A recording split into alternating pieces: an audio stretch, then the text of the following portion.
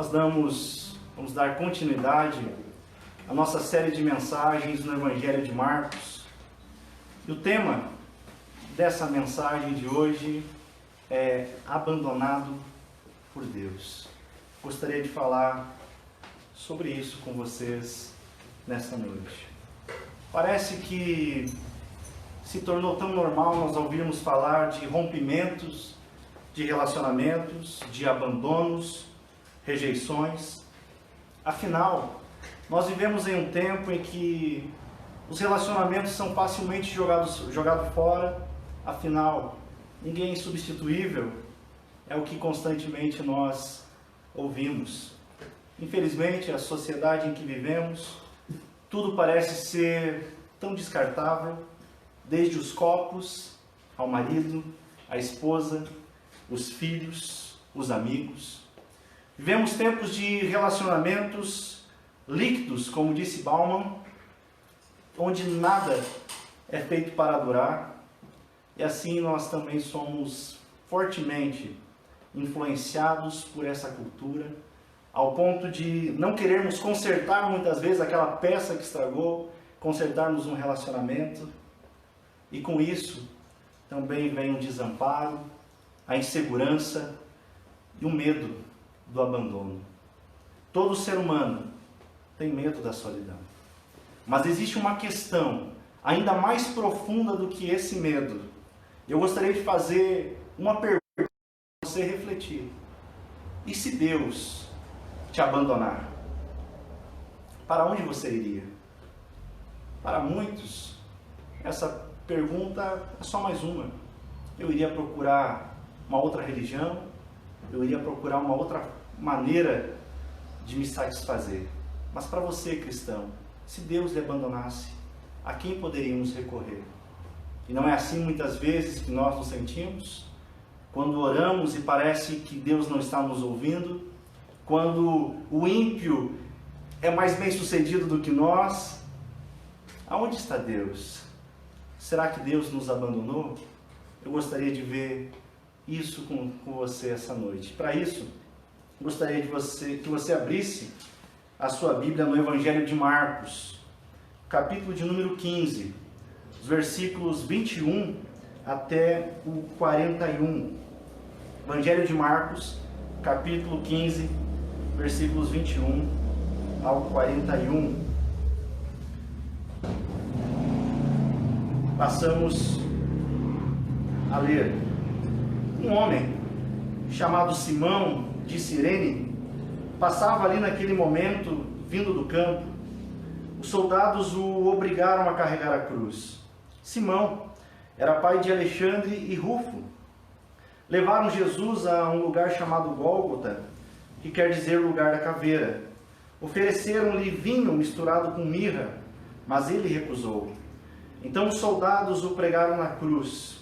Depois, dividiram as roupas dele e tiraram sortes para decidir quem ficava com cada peça. Eram 9 horas da manhã quando o crucificaram. Uma tabuleta anunciava a acusação feita contra ele, o rei dos judeus.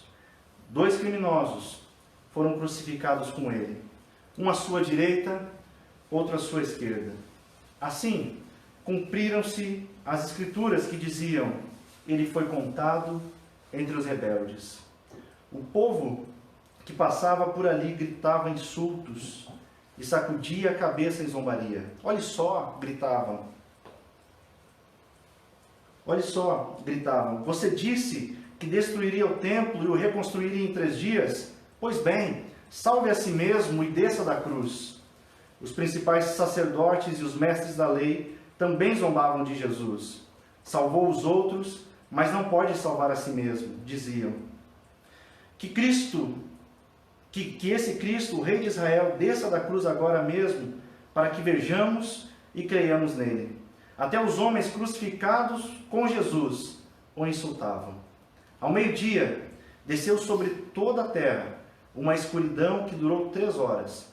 Por volta das 3 da tarde, Jesus clamou em alta voz: Eloi, Eloi, lama sabachthani, que quer dizer: meu Deus, por que me abandonaste? Alguns dos que estavam ali ouvindo isso disseram: ele está chamando Elias. Um deles correu, ensopou uma esponja com vinagre e a ergueu num caniço para que ele bebesse. Esperem, disse ele, vamos ver se Elias vem tirá-lo daí. Então Jesus clamou em alta voz e deu o último suspiro. A cortina do santuário do templo se rasgou em duas partes, de cima até embaixo. Quando o oficial romano que estava diante dele viu como ele havia morrido, exclamou, este homem era verdadeiramente o Filho de Deus. Algumas mulheres observavam de longe. Entre elas estavam Maria Madalena, Maria, mãe de Tiago, o mais jovem, e de José e Salomé. Eram seguidoras de Jesus e o haviam servido na Galileia. Também estavam ali muitas mulheres que foram com ele a Jerusalém. Amém. Meus queridos, eu quero convidar você para juntos nós acompanharmos, nós imaginarmos essa cena da caminhada de Jesus até a cruz. A sua agonia, o seu sofrimento, o seu abandono. Mas nós devemos lembrar que a cruz de Cristo ela não foi um acidente. Jesus sempre soube que foi para isso que ele veio. No Antigo Testamento, nós vemos as profecias que apontam para esse tão importante dia na história da redenção. A morte de Jesus foi perfeitamente planejada e executada por Deus. Vamos olhar o texto um pouco antes do versículo 21 que nós lemos. Jesus foi julgado e sentenciado à morte mesmo sem ter cometido crime algum. E a partir do versículo 21, Jesus está sendo levado para ser crucificado. Mas antes disso, ele é colocado uma coroa de espinhos em sua cabeça, ele é zombado, foi cuspido, açoitado, como um bandido, como um animal, como uma ovelha, ele está sendo levado ao matadouro. Colocado sobre os seus ombros uma cruz, e era obrigado o condenado a carregar uma parte da cruz que pesava em torno de 13 a 18 quilos. E certamente Jesus está bastante debilitado, enfraquecido pelos açoites, pela coroa de espinhos. E então, um homem chamado Simão, não Simão Pedro, mas Simão de Cirene, que está passando por ali, ele é obrigado a ajudar Jesus a levar a cruz. E esse Simão, muito provavelmente não conhecia Jesus. Tanto é que Marcos faz questão de inserir o local de onde ele vem, Cirene, norte da África e atual Líbia. O que tudo indica é que ele estava fazendo uma peregrinação até Jerusalém para a celebração da Páscoa judaica. E Marcos acrescenta outro detalhe, dizendo que ele era pai de Alexandre e de Rufo, muito provavelmente membros da comunidade cristã em Roma. E é bem provável que esse encontro de Simão com Jesus tenha levado a sua família, levado a ele à conversão. Nós não temos certeza, mas com base em Alexandre e Rufo nós podemos imaginar isso. Imagina, um estranho precisa ajudar Jesus, enquanto os seus discípulos, aqueles que falaram que jamais iriam abandonar, já tinham dado no pé, já tinham abandonado Jesus. E aqui é interessante que Simão, ao ajudar a Jesus a carregar a cruz, nós temos uma representação daquilo que Jesus exige dos seus discípulos, que Jesus exige dos seus seguidores, que é negar a si mesmo, ele foi obrigado, tomar a cruz e lhe seguir. E então, eles chegam ao Gólgota, que quer dizer lugar de caveira, e lhe dão para beber vinho com mirra, para que a dor fosse anestesiada.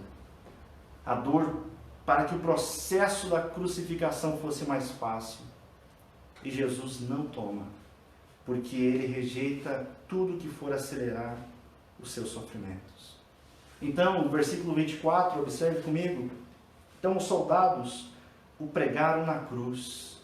Depois dividiram as roupas dele e tiraram sortes para decidir quem ficava com cada peça. Marcos nos diz que a crucificação se inicia às 9 horas da manhã. E na crucificação, geralmente o criminoso, mas aqui não é um criminoso, é inocente. Ele é amarrado ou pregado. E no caso de Jesus, ele foi pregado, pés e mãos. E essa cruz, de acordo com historiadores, ela tem em torno de 2,30 metros de altura, para que os pés não pudessem tocar o chão. Outra era um X, e o crime que aquele cidadão havia cometido. Essa que foi a escolhida para Jesus. E é posto sobre a cruz a sua acusação. Versículo 26. O Rei dos Judeus. Escrita em 3 idiomas: aramaico, latim e grego, para que todos pudessem lê-la. Note que interessante. Eu vejo aqui a soberania de Deus ao proclamar para todo mundo que o Filho crucificado é o Rei dos Reis. E os romanos, os soldados, tinham o costume de crucificar as suas vítimas nuas. Era costume que as roupas se tornassem como uma gratificação para os executores. E é isso que eles fazem, eles decidem tirar sortes para ver quem ficaria com as roupas de Jesus. Imagina, Jesus passando dores que nós não conseguimos imaginar, e agora ele é exposto à humilhação, tamanha humilhação. A nudez para o judeu é algo de completa humilhação. Levítico fala disso. Mas aqui também se tem o cumprimento do Salmo 22, 18, que diz: repartem minhas roupas entre si e lançam sortes por minha veste. Cerca de 1000 anos antes de Cristo, um salmo de Davi, mas que expressa claramente a situação de Jesus na cruz. Note que a salvação ela não é por acaso, a cruz não é acaso. E juntamente com Jesus são crucificados 2 criminosos, mas esses totalmente culpados. Jesus era o inocente, esses 2 totalmente culpados. E aqui, mais uma vez, a profecia do profeta Isaías se cumpre. Versículo 28. Assim cumpriram-se as escrituras que diziam: ele foi contado entre os rebeldes, ou quem sabe, na sua versão, entre os transgressores. Isaías 53. Observe que Jesus foi abandonado por aqueles que falaram que jamais iam abandonar. Jesus está sentindo terríveis dores, passando por profunda humilhação, e agora, pelo menos 3 grupos irão lançar insultos contra ele. Observe o versículo 29 e 30. Primeiro insulto que ele recebe é da multidão que passava. 29 e 30. Eles insultaram e zombaram de Jesus. Olha só. Você disse que destruiria o templo e o reconstruiria em 3 dias. Pois bem, salve a si mesmo e desça da cruz. Esse insulto se parece muito com aquela tentação do diabo a Jesus no deserto. Não é mesmo? Segundo grupo que insultou Jesus, versículo 31, os sacerdotes e os mestres da lei. Eles diziam: salvou os outros, mas não pode salvar a si mesmo. Que esse Cristo desça da cruz agora para que a gente veja, e se ele descer, então nós iremos crer nele. E o terceiro grupo, versículo 32, os criminosos que estavam com ele. Os 2 criminosos, culpados, o insultam. Marcos não nos dá mais detalhes, mas o Evangelho de Lucas fala algumas coisas a mais. Ele diz que um dos criminosos que estavam ao lado de Jesus começa a blasfemar e insultar. E então o outro criminoso repreende a ele dizendo: olha, Você nem ao menos temes a Deus, estando você sob a mesma condenação? E esse criminoso diz, olha, eu e você merecemos, é justa a condenação para nós pelos crimes que nós cometemos. Mas este homem não fez mal nenhum. Imagina a cena comigo. E ele acrescenta dizendo, Jesus, lembra-te de mim quando vieres no teu reino. E o que é que Jesus responde a ele? Em verdade te digo, que ainda hoje estarás comigo no paraíso. Os olhos daquele homem foram abertos para que ele pudesse ver.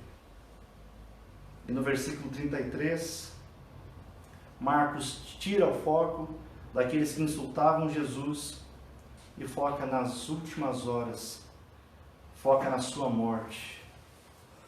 Marcos mostra que ao meio-dia Jesus esteve na cruz por três horas, repletas de dor. De repente a escuridão cai sobre o Calvário, cai sobre toda a terra. Meio-dia se torna em noite. No meio-dia, às 3 da tarde, houve completa escuridão. Não era nenhum evento climático, mas essa escuridão era um sinal de julgamento, era um sinal de juízo de Deus sobre o pecado. Então Jesus Cristo, sem amigos, sozinho, suportando algo que desafia a nossa imaginação, após 3 horas de completa escuridão, ele grita, Eloi, Eloi, lama sabachthani, e quer dizer, meu Deus, por que me abandonaste? Jesus se sente esquecido por Deus, abandonado pelo próprio Pai. Jesus expressa nesse clamor a agonia da sua alma, não com a dor da morte, mas porque é o único momento da eternidade em que ele se vê separado da presença do Pai. Jesus está fazendo aqui novamente a citação do Salmo 22, um salmo de Davi, um salmo messiânico, apontando para o servo sofredor. Você consegue contemplar a intensidade do sofrimento de Cristo? Sofrimento por parte dos seus inimigos. Sua cabeça recebe uma coroa de espinhos e com uma vara lhe bateram em seu rosto. Em seus ombros é colocada uma cruz. Todos os discípulos lhe abandonam. Apenas João, o discípulo amado, permaneceu de longe. Mas agora ele é abandonado pelo Pai. Todos os outros sofrimentos não foram nada em comparação a este. Você consegue imaginar? O único momento da eternidade que Jesus esteve separado do Pai. O profeta Isaías diz que ao Senhor agradou moê-lo. Por toda a eternidade, o Filho havia desfrutado do mais pleno e perfeito amor no seu relacionamento com o Pai. Mas aqui, na cruz, ele teve de ser abandonado. E aqui algumas pessoas dizem que, equivocadamente, que o Pai não suportou ver o sofrimento do Filho na cruz e por isso virou o rosto. Mas isso não passa de emocionalismo. A frase, meu Deus, por que me abandonaste? Não é uma declaração romântica. Quando Jesus pronunciou essas palavras, ele realmente estava abandonado, completamente separado do Pai. Se alguém pode dizer que sabe o que realmente significa o desprezo de Deus, essa pessoa é Cristo. O Pai o abandonou, porque naquele momento, nessa terrível hora, Jesus Cristo havia sido feito pecado. E o pecado implica na separação de Deus. O salário do pecado é a morte. Mas como? Ele nunca pecou. Ele é inocente. Mas ele se pôs no nosso lugar. Ele se fez pecado por nós, para que nele fôssemos feitos justiça de Deus. você e eu merecíamos sermos abandonados por Deus e passar a eternidade toda no inferno. Mas para sermos salvos desse abandono, Cristo foi abandonado no Calvário. Com Jesus como nosso substituto, a ira de Deus está satisfeita. Ele sofreu em nosso lugar. Ele não nos abandonou, mas o salvou de todo o abandono. Ao ouvir essas palavras, os que estavam ali presentes disseram: olha, ele está chamando Elias. E logo um foi correndo para pegar uma esponja, mergulhou em vinagre de vinho, colocou na ponta de uma vara e oferece para Jesus beber, a fim de prolongar o sofrimento, a fim de zombar dele. E diziam: vejamos se Elias vem tirá-lo daí. Então Jesus clamou em alta voz e deu o último suspiro. Jesus já estava há 6 horas pendurado na cruz, suportando a agonia e o abandono do Pai. Marcos registra 2 clamores de Jesus. O primeiro, de agonia por ter sido abandonado pelo Pai. E agora o segundo, de alívio ao cumprir o destino determinado por Deus. Mateus acrescenta que ele entregou o seu espírito. Ele cumpriu fielmente a sua missão. E ao dar o seu último suspiro, a cortina do santuário do templo se rasgou em 2 partes, de cima até abaixo. A morte de Cristo foi o sacrifício final e definitivo pelo pecado. Não há mais necessidade alguma agora de o sumo sacerdote entrar no Santo dos Santos, atrás das cortinas, para fazer a expiação pelos pecados do povo, como nós vemos que era necessário ser feito na antiga aliança. O véu rasgado significa a abolição e o término de toda a lei cerimonial judaica. Significa que o Santo dos Santos agora está aberto para toda a humanidade por meio de Cristo. O caminho para Deus foi aberto. Jesus abriu um novo caminho. Ele é o próprio caminho. Estava abolido o antigo sistema de ritos e sacrifícios. Agora, eu e você temos livre acesso a Deus por meio de Cristo. Ao ver essa morte tão terrível, o oficial romano que estava diante deles clama: este homem era verdadeiramente o Filho de Deus. E essa confissão é exatamente o início do Evangelho de Marcos. Jesus é reconhecido como servo sofredor, justo e inocente, o verdadeiro Filho de Deus. Enquanto todos os outros haviam abandonado, as mulheres observavam de longe, pois eram seguidoras de Jesus. Eu gostaria de destacar 3 pontos com você, rapidamente. Primeiro ponto, o Evangelho diluído. Versículo 24. Então os soldados o pregaram na cruz, depois dividiram as roupas dele e tiraram sortes para decidir quem ficava com cada peça. Que triste cena, né? Enquanto Jesus está sendo crucificado, esses homens estão preocupados e focados com o que eles terão de Jesus. Eles estão crucificando o Filho de Deus, pregando os punhos de um homem totalmente justo e bom, mas a preocupação deles está em como eles irão obter algo desse crucificado. Enquanto Jesus está transbordando de amor ao ir para a cruz, aqueles soldados estão com o coração totalmente endurecido, de pedra.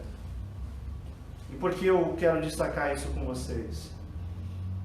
Porque assim era cada um de nós, antes do Senhor transformar o nosso coração. Todos nós um dia ouvimos o Evangelho e por vezes nós ignoramos e rejeitamos a cruz. Ainda hoje, alguns cristãos continuam se parecendo com esses soldados. Conheceram um Evangelho diluído, um Evangelho onde Cristo parece não ser suficiente, ou eu vou até a Cristo pelo que Ele pode me dar. Tenho ouvido sobre Cristo crucificado, mas a mente e o coração estão longe do Evangelho, estão longe do Calvário, estão longe da cruz de Cristo. Assim como os soldados, essas pessoas estão preocupadas com o que elas vão tirar de Jesus, com quais bens elas terão desse Jesus. Nós vemos isso constantemente, um evangelho diluído. Cuidado, esse evangelho não é o mesmo do Senhor Jesus Cristo. E acredite, ele não salva. O caminho com Cristo é um caminho de discipulado, é se parecer com Ele. É você entender que tudo na vida cristã é graça. A sua saúde, a família, o emprego, o salário, a sua salvação, tudo é graça. Mas quem sabe você diga o seguinte: mas eu faço por merecer, eu acordo cedo, eu batalho o dia todo, eu sou um bom cidadão, um bom marido, esposa, um ótimo funcionário, um bom patrão. Ok. E é de fato o nosso dever. Mas continua sendo graça.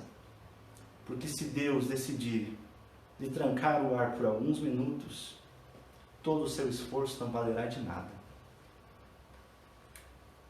Portanto, não olhe para Cristo pensando no que Ele pode lhe dar, mas olhe para quem Ele é. Olhe quão bondoso, amoroso, quão eterno, quão insondável, soberano Ele é.